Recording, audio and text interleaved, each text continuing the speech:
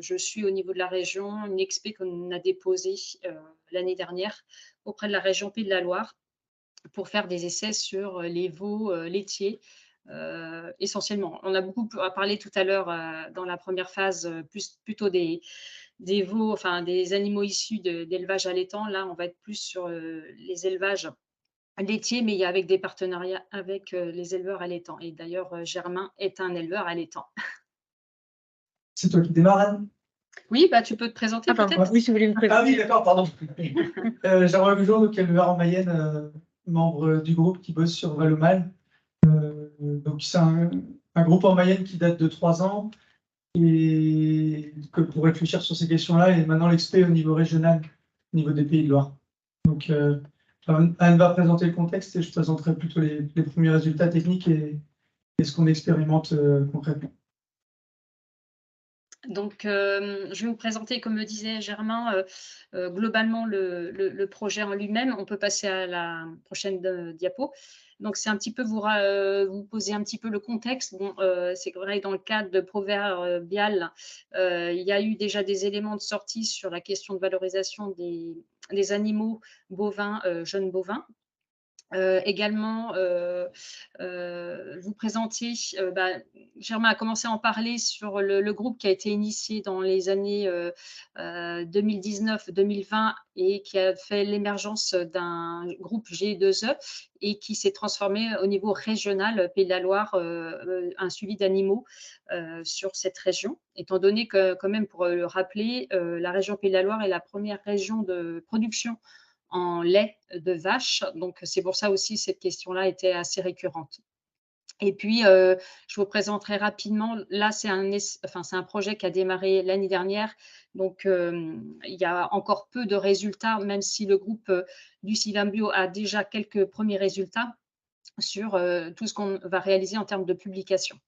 Donc, on peut enchaîner. Et puis, il y aura des temps de questions, bien sûr, à la fin. Donc, l'objectif de ce projet, c'est vraiment de caractériser les différentes pratiques d'élevage possibles pour engraisser les animaux issus de troupeaux laitiers.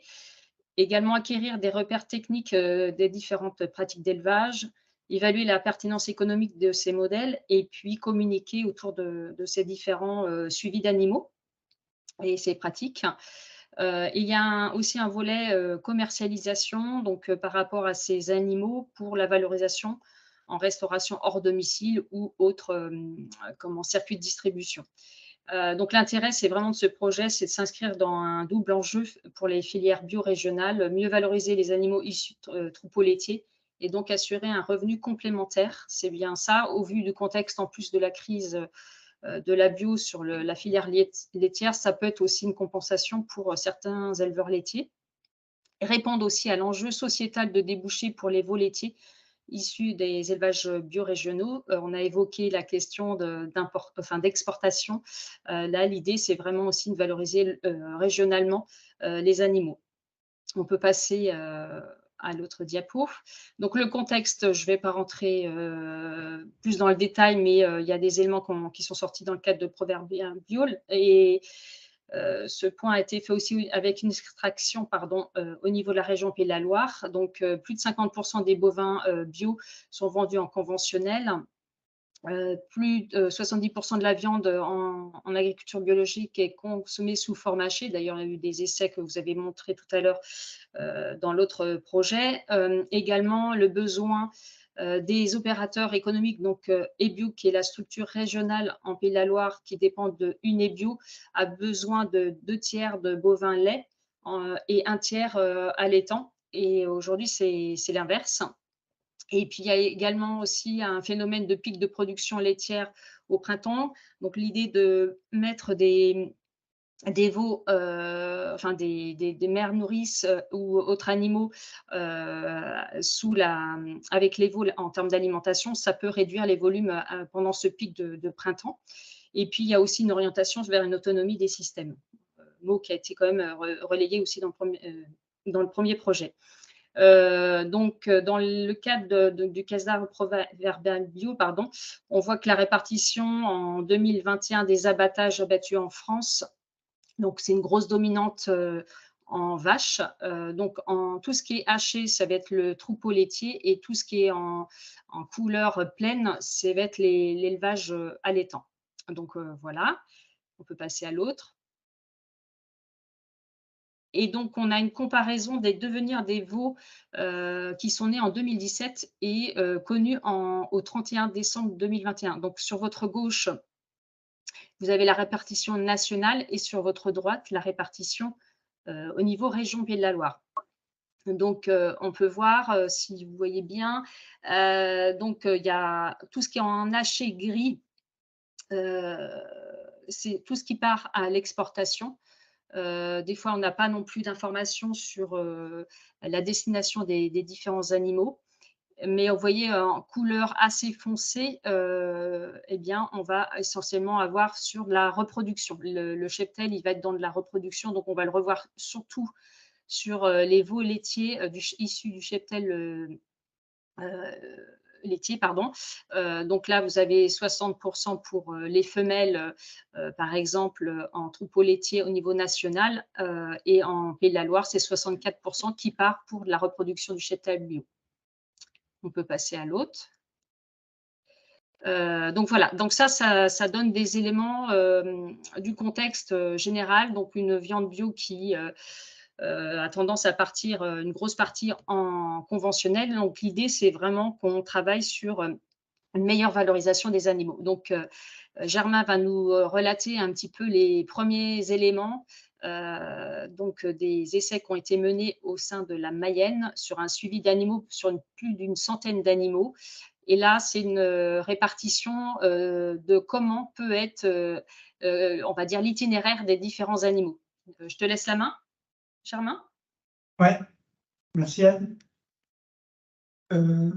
Donc peut-être avant de présenter ce diapo, rappeler un peu comment ça s'est fait. Donc on s'est réunis en groupe au niveau de la Mayenne, un groupe initié par le Civamio, des éleveurs beaucoup laitiers, un peu d'allaitants, sur justement face à ce constat, qu'est-ce qu'on fait des mâles, puisque en fait on peut avoir des pratiques d'élevage vertueuses sur nos fermes, et en fait l'élevage qui suit derrière, c'est pas du tout le cas. C'est le cas des votre boucheries en élevage industriel, ou les tourillons au maïs soja. Donc finalement le bilan de ce qu'on produit au final voilà, il n'est pas top.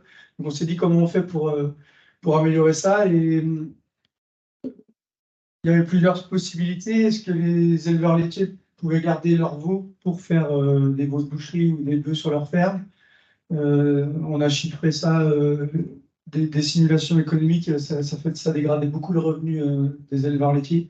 Donc c'était quelque chose qu'on n'a pas souhaité creuser. Et avec les éleveurs allaitants présents autour de la table, on s'est dit, bah, nous, c'est notre métier de faire de la viande, est-ce qu'on ne pourrait pas faire de la viande avec ces animaux-là?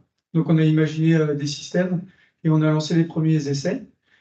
Donc on a essayé de catégoriser les animaux. Donc en fait, tout ce qui est en bas, ça correspond à ce que je viens de dire, c'est les éleveurs laitiers qui gardent leurs animaux sur la ferme. Le bleu, c'est l'élevage laitier. Le orange, c'est l'éleveur qui accueille les animaux pour gérer la phase lactée, voire l'engraissement. Et le vert, c'est quand la phase d'engraissement est faite sur une autre ferme.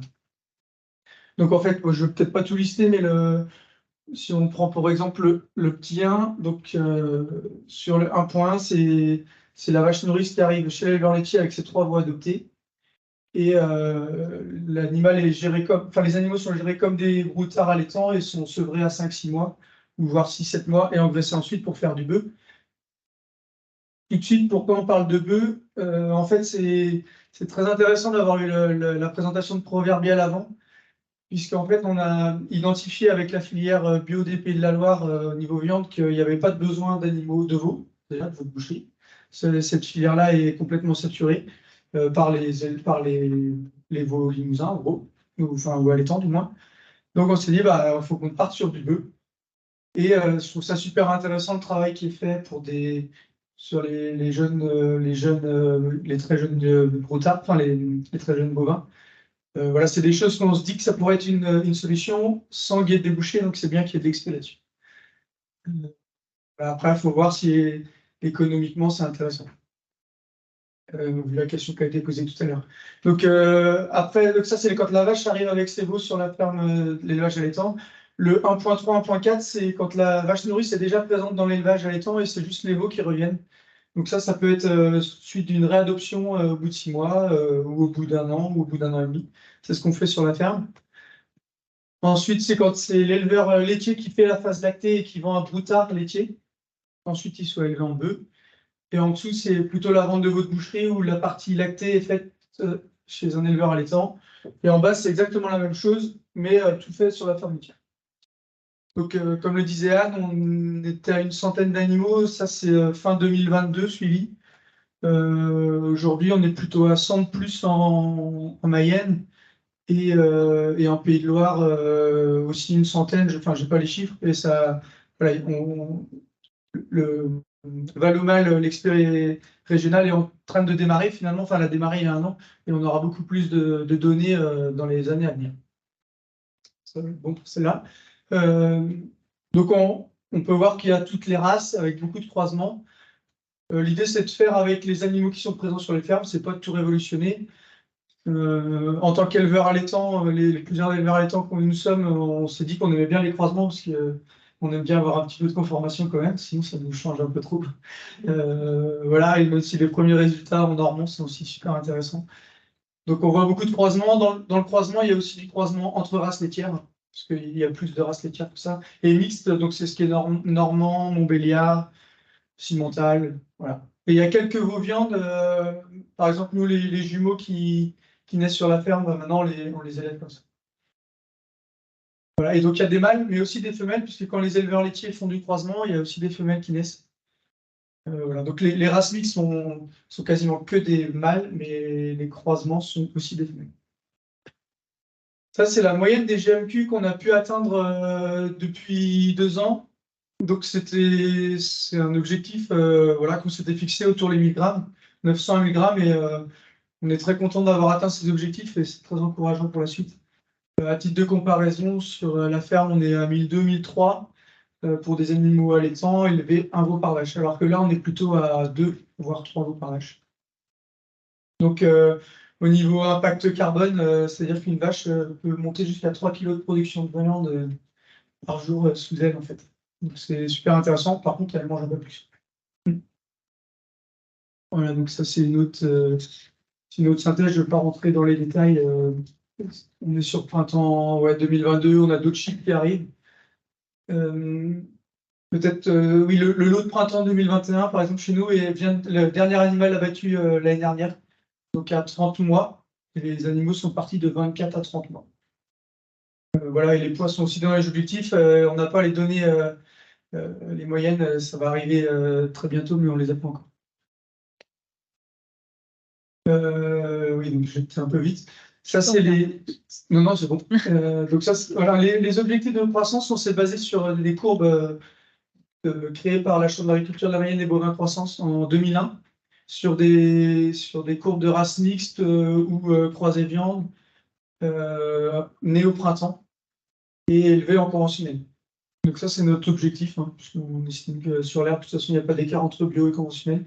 La différence sur ces courbes-là, c'est que la phase lactée, nous, est faite sous nourrice, alors qu'elle est faite au seau et concentrée dans ces références-là. Donc on peut voir qu'en moyenne, on suit les courbes et c'est plutôt encourageant. C'est d'autres résultats. Donc depuis donc ces animaux-là sont sortis à 700, entre 680 et presque 750 kg, ouais, à 24 à 29 mois. Donc on est là, si on avait continué, on arrive dans les objectifs. L'idée, c'est pour ces animaux-là de faire des animaux le maximum à l'herbe. Donc voilà les rations des vaches nourrices au printemps. Donc quasiment exclusivement de pâturage pendant la phase où ça pousse. Et complémenter ensuite l'été avec des concentrés ou du foin. On peut aussi avoir, ça c'est chez nous, mais ça peut être vrai dans d'autres fermes, des ensilages de métail ou de luzerne ou des foins de luzerne ou un peu de concentré. Alors, on essaye de faire avec les aliments qu'on a sur la ferme, c'est c'est quasiment autonome tout ça, même s'il y a un peu de tout. Voilà, donc là, c'est les animaux sevrés. On voit que ça se complexifie un peu sur l'hiver pour essayer de maintenir les croissances. Le but, c'est de partir des animaux jeunes. On l'a vu aussi sur les poids de carcasse tout à l'heure. Le but, c'est plutôt d'avoir des animaux en état, donc qui tombent en 3 pour avoir une qualité de gras, pour avoir une qualité de viande, et sans aller trop vieux pour pas être trop lourd. Voilà les rations. Et depuis mars 2023, la finition s'est fait pour les 3 quarts à l'herbe, tous les animaux qui sont partis en juin-juillet.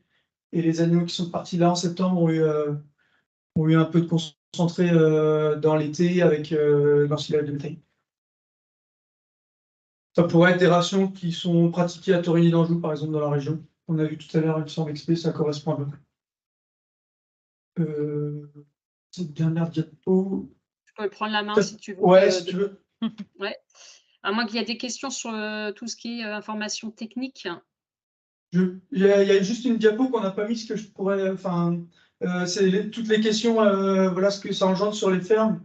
Donc, économiquement, on a essayé de faire des études prospectives. Qu'est-ce que ça fait si on transforme le troupeau allaitant par ces animaux-là? Il y a 2 ans, on arrivait à peu près au même produit de viande si on considérait que toutes les charges étaient égales par ailleurs. Aujourd'hui, avec le resserrement des prix entre animaux laitiers et allaitants, ça pencherait en faveur de ce qu'on est en train de mettre en place. Après, des questions sur le travail, l'astreinte autour de l'adoption, le risque sanitaire, un peu de transport quand même d'animaux, alors que quand on a un troupeau de vaches allaitantes, tous les animaux sont sur la ferme. Voilà, c'est des questions qu'on creuse en groupe. Comment on fixe les tarifs aussi entre éleveurs. Donc ça, c'est intéressant et aussi pas toujours simple. Voilà. Et donc aujourd'hui, on est 4 éleveurs allaitants à pratiquer cet élevage. Et il y a 12 éleveurs laitiers qui fournissent le lait.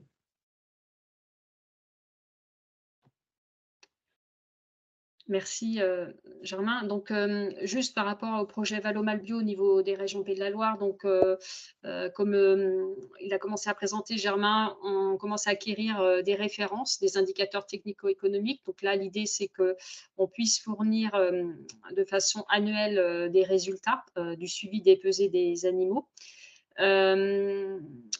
Et donc là, l'idée en action 2, c'est très en relation avec l'action 1, c'est vraiment faire voir l'évolution dans le temps, comme les animaux ont entre 24 et 30 mois pour la plupart. Donc voilà, et l'idée, c'est aussi de faire des fiches témoignages donc des éleveurs, que ce soit laitiers ou allaitants, qui auront fait le suivi des pesées. Donc, comme je vous disais, il y a la Mayenne, mais il y a aussi le département de la Loire-Atlantique, le Maine-et-Loire et puis la Vendée à faire ce type de suivi. Donc là, l'idée, c'est de faire un témoignage de ces différents éleveurs qui auront fait les suivis. Et puis, il y a un volet un peu plus, on va dire, sur les filières. Donc, l'idée d'enquêter des consommateurs potentiels par rapport à ce type de viande. Donc, on imagine de faire un travail auprès de la restauration collective, mais pas que, aussi auprès des boucheries et également auprès des éleveurs qui sont en circuit court pour questionner leurs consommateurs. Voilà, et puis il y aura tout un travail de communication autour de ces données pour pouvoir communiquer ces travaux-là. Je ne sais pas s'il y a une diapo après, je ne sais plus. Il y a des contacts si vous Voilà. voulez en savoir Alors, plus. oui, c'est Simon Thomas qui suit au niveau la partie plus technique. Moi, je suis là plus dans la coordination du projet, mais dans le suivi technique, c'est plus Simon qui est aux manettes de ce travail-là. Et j'avais une petite question sur tout ce qui est valorisation communication. Est-ce que les résultats seront disponibles sur le site de la CAP, justement? Oui, ça sera prévu, hein, il n'y a pas de souci. Mais là, comme je vous dis, on est à 1 an du projet, même si le CIVAM a déjà produit, déjà fourni des éléments en termes de référence. L'idée, c'est que ça soit diffusé. Et donc, on a plusieurs partenaires aussi dans le cadre de ce projet. Donc, on a aussi des opérateurs de la filière. Donc, je vous ai cité Ebio qui représente une Ebio, mais il y a aussi Biolait. On a aussi la ferme expérimentale de Torigny et d'Anjou, dans la boucle, et puis aussi, une association qui défend, tout ce qui est race locale, parce que l'idée, c'est aussi, comme le disait, Germain, c'est pas être sur des, races, habituelles, mais c'est aussi, pourquoi pas tester certaines races qui peuvent être intéressantes, et dans tout ce qui est croisement, en général, il y a aussi des choses intéressantes, dans cette structure-là qui travaille ces questions-là. En partenaire. Et l'ITAB, pardon, j'ai oublié de citer l'ITAB, il y a Swazi qui est là. Désolée, Swazi. Ok, merci beaucoup. Est-ce qu'il y a des questions dans la salle? Sur le chat, ça a l'air calme. Des questions. Oui, vas-y. Est-ce que tu peux en dire plus sur justement d'un point de vue du modèle économique que vous avez entre éleveurs laitiers et allaitants? À moins que c'est peut-être un stade où vous ne communiquez pas forcément là-dessus, parce que c'est plus des échanges, mais je me dis qu'en termes de frein levier pour que ça se généralise, c'est quelque chose d'assez important. On est parti au début, comme on a considéré que les éleveurs laitants prenaient un risque à remplacer des animaux de leur troupeau par ce genre d'animaux, puisque c'est toujours dans la cohérence de l'autonomie fourragère, c'est pas des animaux en plus sur la ferme, c'est bien des animaux qui remplacent d'autres. On s'est dit que les éleveurs laitiers ne vendaient pas, enfin, vendaient au prix du marché. Et donc les veaux, quand ils partent au prix où ils partiraient chez le marchand. Donc aujourd'hui, personne ne fait d'effort dans un sens ou dans l'autre. Le temps d'avoir les données, et si par plaisir, enfin heureusement, ça dégage plus de revenus chez nous, on espère revaloriser le prix des veaux qu'on achète. Pour que tout le monde s'y retrouve, puisqu'il y a quand même un effort des éleveurs laitiers de préparer ces animaux qui ne partent pas dans un circuit normal, donc ça peut changer un peu les habitudes. Après, c'est aussi pour les éleveurs laitiers, le plus important pour ceux qui sont dans le groupe, c'est ils ont peur, ou du moins, c'est un problème aujourd'hui, le fait que les veaux partent dans des élevages industriels ou à l'export, ou dans le pire des cas, euthanasiés. Donc c'est vraiment aussi un plaisir pour eux de voir leurs animaux qui restent dans le coin et puissent vivre dans des pâturages jusqu'à leurs 2 ans et demi. Et du coup, en tant que vous, éleveur allaitant, vous vous y retrouvez, sachant qu'on est peut-être sur des conformations ou des valorisations au niveau de l'achat qui sont moindres que celles de la race allaitante, ou c'est bon? Oui, en fait, ça c'est justement on va commencer à sortir des chiffres cet hiver, puisque les premiers lots sont sortis là. Donc les animaux sont vendus moins cher au kilo de carcasse, même si ça s'est beaucoup resserré depuis 2 ans, enfin 1 an et demi maintenant. Quoi dire d'autre? Le fait qu'une vache puisse élever 2 à 3 veaux, on s'y retrouve aussi là. Donc moi je suis confiant sur les résultats. Je suis peut-être de nature optimiste, mais on pourra en dire plus bientôt. Sur les adoptions. Donc la première fois quand la mère nourrice arrive avec ses veaux, c'est l'éleveur laitier qui gère l'adoption. Donc il choisit la vache qui est apte à l'adoption, et il démarre l'adoption en gros sur 1 semaine. Et ensuite on continue. Là où c'est plus compliqué, c'est quand on serre et qu'on réadopte des veaux. Mais c'est un apprentissage. Petit à petit, on prend confiance. Des fois, il faut insister un petit peu. Souvent, je dis qu'il y a un quart qui se passe vraiment tout seul, sans qu'on ait rien à faire. La moitié, il faut un petit peu de temps, et un autre quart où c'est un peu plus compliqué. J'ai une question d'Héloïse du doc. Est-ce que tous les éleveurs laitiers étaient passés ou sont passés en vélage groupé? Non. Il y en a une partie qui sont en vélage groupé, ce qui facilite les choses. Après, en Mayenne, il y a un nombre de veaux qui naissent bio laitiers assez important, donc il y a un peu de marge. Mais oui, c'est une question, et en fait, on est plutôt calé sur les phases d'herbe, comme en vélage allaitant. Par exemple, sur la ferme, on accueille les veaux du 15 mars au 15 avril. Donc, c'est des veaux qui naissent en mars, en gros. Et donc, 6 mois après, on arrive pile poil en septembre. Septembre à début octobre, ce qui correspond, pour les vaches, ça remonte en lait avec le lait à chaque fois, la pousse de printemps et la pousse d'automne. Ce qui correspond aussi aux périodes intéressantes pour les éleveurs laitiers, pour faire véler des veaux. Mais ça, c'est c'est pour l'instant très facile puisqu'on a un petit nombre avec beaucoup de veaux. Ça demanderait à écrire plus de choses et à caler si ça se généralise. Avec l'objet de baisser votre nombre de l'ISBA, oui, même si j'ai un peu de mal avec ça. Donc, en fait, parce que le but, c'est par le fait de faire ça, on enlève aussi le problème de vendre des broutards ensuite à l'étang. Donc, on a mis un peu de temps à réduire le nombre de vélages. Bon, parallèlement à ça, sur le troupeau à l'étang, on s'est mis à faire du croisement. Et du coup, aujourd'hui, on vend quasiment. Donc, on vend du broutard pour pallier au fait que les veaux laitiers arrivent, le temps de faire la transition. Par contre, quasiment tous les animaux partent en bio. Le fait de faire du croisement, on a adapté des animaux plus faciles à engraisser au pâturage. Et aujourd'hui, j'ai quasiment plus d'animaux qui partent en broutard conventionnel.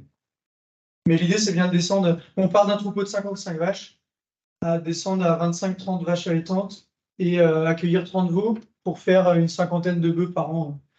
Bœufs et génisses de viande. Pour garder un chargement de 1,1 qui est le chargement acceptable sur la ferme.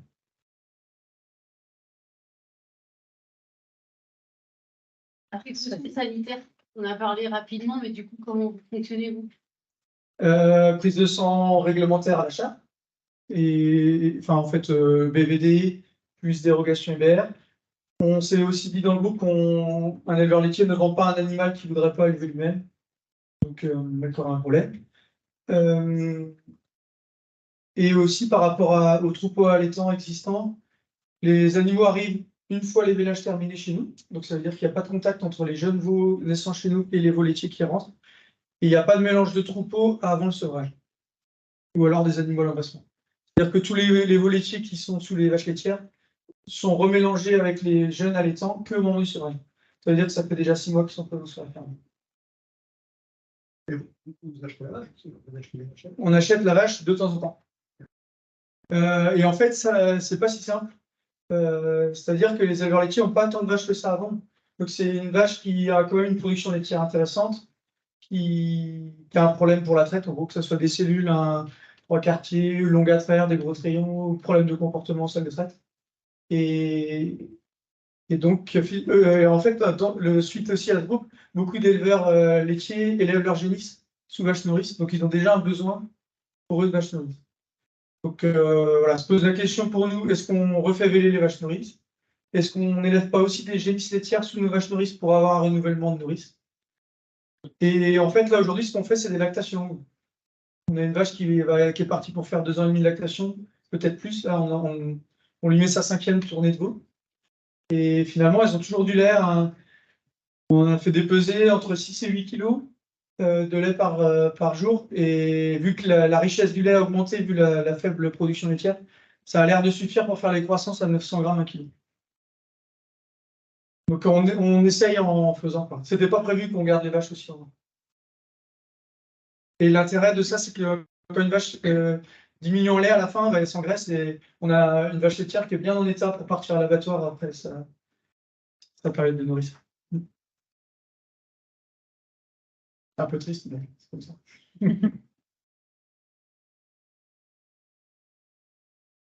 Une dernière question. En fait, je me disais, en venant au sommet de l'élevage, ce qui serait intéressant, c'est s'il y a des éleveurs plutôt allaitants de la zone massif centrale qui découvraient, ou des acteurs de l'élevage allaitant du massif central qui découvraient ce progrès, et quelle est votre réaction un peu à chaud? Je ne sais pas s'il y a des gens qui sont concernés et prêts à se mouiller, peut-être en visio aussi. Est-ce que ça vous inspire comme ça? Est-ce que c'est un avenir que vous voyez pour l'élevage allaitant de demain, plus dans la zone massif centrale? Oui, bonjour, Emmanuel Bézier, je suis de l'agriculture de l'Allier. Je suis deux éleveurs de veaux sous l'Allier dans le cadre du projet proverbial. Et donc l'un est en Charolais, donc il ne fait pas d'introduction de veaux de l'extérieur, mais l'autre éleveur qui est en veau de lait strictement fait de l'introduction de veaux laitiers issus d'autres élevages, mais pour en faire des veaux couchés, quoi. Oui.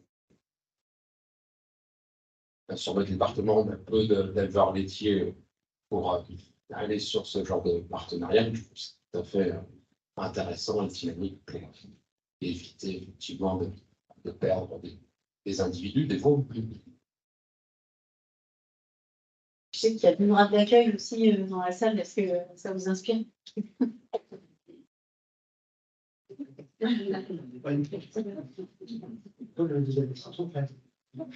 vois pas ce qu'on pourrait prendre dans ce schéma, mais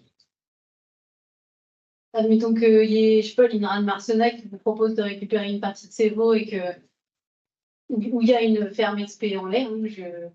alors déjà, ils font des veaux sur la mer, déjà, sur les vaches laitières. Donc, C'est des veaux nourrices qui partent. les vers nourrices. Oui, oui. Donc c'est juste l'élevage qui est fait sous nourrice, mais après ils partent en convention, enfin, dans la filière classique. C'est peut-être plus simple de récupérer des veaux laitiers sauvages en termes de gestion, dans vos exemples. Là. Le problème, c'est qu'un éleveur laitier raisonne en prix du lait, et là, c'est pas. Mais de toute façon, ils se séparent de la vache quand même.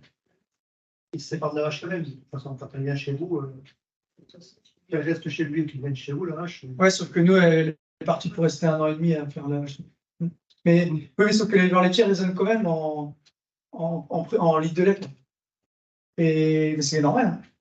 Donc, du coup, ça a fait un prix de broutard qui est. Enfin, chez nous, quand on l'a réfléchi comme ça faisait des prix de broutard qui n'est pas la route. Mais je sais qu'on a rencontré des éleveurs qui le font en Normandie sur la race normande au saut en diminuant les quantités de lait. Et voilà, c'est un autre modèle. Oui, je pense qu'il faut une proximité de élevage aussi, quand même. Oui. Ça demande de la gestion. Donc, il ne faut pas partir chercher des veaux à 200 km. Non. Voilà. Non, là, c'est à l'échelle du département, et même si on était à l'échelle de 30 km, aujourd'hui, c'est à l'échelle du département parce qu'on raisonne groupe. Mais demain, on imagine plutôt se rapprocher d'éleveurs plus proches. Quoi. En termes économiques, je serais curieux de savoir quel est pour vous le coût de production et votre revenu dégagé pour votre travail, parce que vous prenez effectivement des risques, mais oui, finalement, vous arrivez à couvrir vos coûts. On le saura bientôt enfin, l'étude qu'on avait fait quand même, c'est avec chargement égal, quand on transpose les deux systèmes, on arrive au produit viande identique. Avec la PAC, à ce moment-là, qui était en défaveur du système volaitier parce que nos vaches laitantes, aujourd'hui c'est un peu différent. Et aujourd'hui, vraiment, le resserrement des prix change la donne. Et on est aussi surpris en tant qu'éleveur laitant des performances de croissance des bovins laitiers. Et sortir des animaux de 400 kg laitiers normand à 29 mois, je ne pensais pas que c'était possible. Et sans céréales. En fait, c'est finalement, on croit quand on est en élevage allaitant, voilà, c'est la conformation qui fait toutes les performances. En fait, pas que. Quoi. Et en termes de qualité de viande, on n'est pas encore allé là-dessus, mais je pense que en termes de persillé, de qualité gustative, sur des races comme la normande, on ne serait pas déconnant. Le prix moyen des veaux à l'introduction, elle est combien Le moyen, on va être autour de 200. 200 avec des races pures normands qui sera plutôt autour de 100, 120 et des bons croisés bleus qui sera 300, 350. Et là-dedans, il y a des femelles croisées qui sont autour de 100. Voilà, ça a plutôt tendance à monter. On a plutôt démarré autour de 150. On arrive plus proche des 250 aujourd'hui. Aussi parce que les éleveurs laitiers voient que ça se passe bien et peut-être faisaient vraiment l'effort au début. Et aujourd'hui, c'est normal. Hein, c'est un peu plus à grande échelle. Donc, les légumes, est-ce que plus de marge en fait? Les marges, elles sont les meilleures dans quel cube de veau pour l'introduction? Eh ben, voilà, notre premier lot vient de finir de sortir. Il faut qu'on compare le prix d'achat et le prix de vente, la durée de présence, avec plein de biais en fonction de comment. Vu que c'est sous nourrice, on ne maîtrise pas la quantité de lait que chaque veau a pu boire en fonction de telle nourrice et en sachant qu'il y a finalement c'est des nourrices qui sont au début dédiées, mais après c'est un peu un self-service entre tous les veaux. Et il y a aussi tout le critère de l'ingestion. Pour faire une marche, ça serait compliqué parce qu'en fait, est-ce qu'un gros normand ne mange pas beaucoup plus qu'un bleu ça sera compliqué. Entre les races. Et alors, du coup, ce qu'on teste en race, on a fait un peu 3 groupes. C'est race mixte, donc plutôt normand-montbéliard, ou croisé avec des races laitières. Après, le croisement précoce avec de l'angus, sur normand et montbéliard aussi. Et après, le croisement conformation, qui va être sur du bleu, de l'INRA, charolais et limousin. Et on a essayé de regrouper un peu ça pour voir vers où il fallait s'orienter. Donc aujourd'hui, le prix a quand même mieux sur les animaux conformés, mais il n'y a pas un si gros équilibre. Et là, les animaux sont tous tombés en 3 avec très peu de céréales. Ouais, plus loin, deux. On va être de 4,80 à 5,30. 4,80 pour les animaux normands qui sont au moins. Et on va monter à 5,30 pour le bleu qui est parti en R+, la semaine dernière. Donc on est autour de 1 900 € de prix de vente. 1900, 1950. Très bien, merci à tous les deux. Et puis du coup, on se donne rendez-vous dans 1 an ou 2 pour plus de résultats. On va enchaîner avec le projet.